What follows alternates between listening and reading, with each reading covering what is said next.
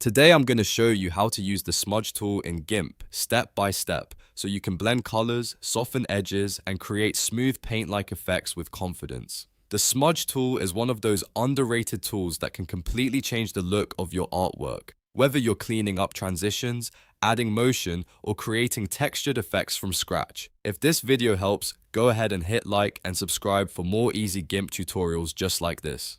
Alright, let's jump in.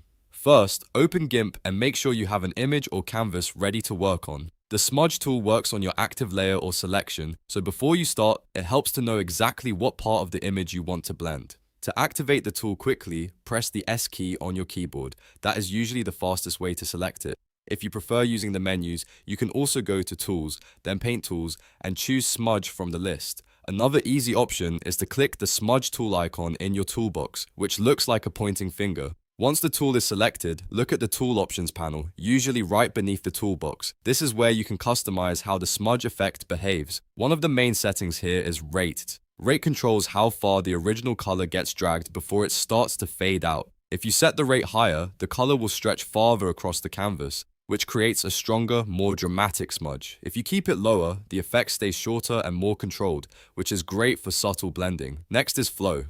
Flow controls how much of your current foreground color gets mixed into the smudge. If Flow is set to 0.00, the tool simply blends the existing pixels on your image. That means it will behave like a pure smudge tool. But if you raise Flow above 0.00, the tool begins to actively paint your foreground color into the stroke as you smudge.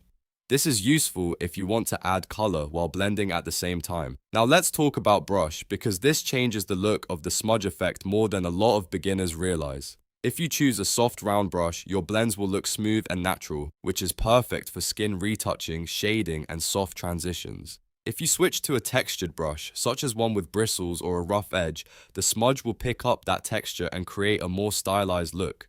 This can be really useful if you want flame-like trails, painterly strokes, or artistic motion effects. There is also an option called No Erasing Effect. When this is enabled, the Smudge tool will avoid dragging transparency onto empty areas. In simple terms, this helps keep your edges more opaque and prevents the tool from accidentally pulling transparent pixels where you don't want them. That makes it especially helpful when you're working near cutouts, layer edges, or areas where you want to preserve solid coverage. Now that the tool is ready, let's actually use it. To smudge, left-click and hold your mouse, then drag across the image or selection. As you drag, Gimp will pull the pixels along the direction of your stroke, blending them together as you move. This is how you can soften harsh lines, blend one color into another, or create a motion-like smear. The direction of your drag matters, so if you want a specific flow, make sure you pull the brush in that direction deliberately. If you want to create a perfectly straight smudge line, hold down the Shift key while clicking. This locks the stroke into a straight path. And if you want to make that line more precise, hold Ctrl and Shift together to lock the angle to 15-degree increments. That is especially helpful when you need clean, controlled motion or want to build a geometric blend effect. A great way to practice is by using the Smudge tool on a simple color gradient or on two overlapping colors. Try dragging from one color into the other and watch how the transition smooths out. Then adjust the rate and see how the effect changes. Increase it for a longer smear, lower it for a shorter one. Change the brush and notice how the texture changes immediately. This is the best way to get comfortable with the tool quickly. If you are using the Smudge tool for photo editing, be careful not to overdo it. A little smudging can make a transition look more natural, but too much can make the image look muddy or artificial. For digital painting though, the tool is fantastic for shaping forms, blending shadows, and creating a more hand-painted look. The key is to use it with intention. So to quickly recap, press S to select the Smudge tool or find it under Tools, Paint Tools, and Smudge.